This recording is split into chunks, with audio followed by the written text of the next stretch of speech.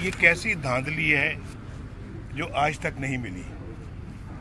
आप देख रहे हैं कि पिछले यानी कि कितने अरसे से कोई धांधली मेरे खिलाफ ढूंढने की कोशिश की जा रही है और बदनवानी ढूंढने की कोशिश की जा रही है, लेकिन ये धांधली कैसी है, ये बदनवानी कैसी है जो आज तक नहीं मिल सकी।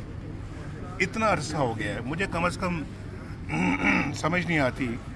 ये रोज़ का यहाँ पे आना जाना, ये रोज़ यहाँ जो हम आ रहे हैं ये नैब रेफरेंस के हवाले से, आप इसकी कोई मुझे आप बता दें भाई क्या वजह है इसकी। और मैं आपको ये बताना चाहता हूँ कि इसके मुकाबले में यानी मुझे तो अकामे में जो है फारिग कर दिया गया, लेकिन इसके मुकाबले में आपको ये मालूम है ना, और अच्छी तरह मालूम होगा आपको, क्योंकि आप सब अच्छी तरह इन बातों को जानते हैं, कवर करते रहे हैं। इमरान खान ने एमनेस्टी को इस्तेमाल किया। एमनेस्टी जानते हैं आप?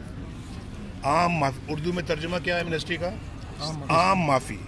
आम माफ़ी, उसमें इमरान खान ने जो अपनी इनकम जो थी उनके पास, जो पता नहीं उन्होंने कहाँ से हासिल की थी, जो पैसा था कहाँ से हासिल किया था, उस पे उन्होंने माफ़ी मांगी।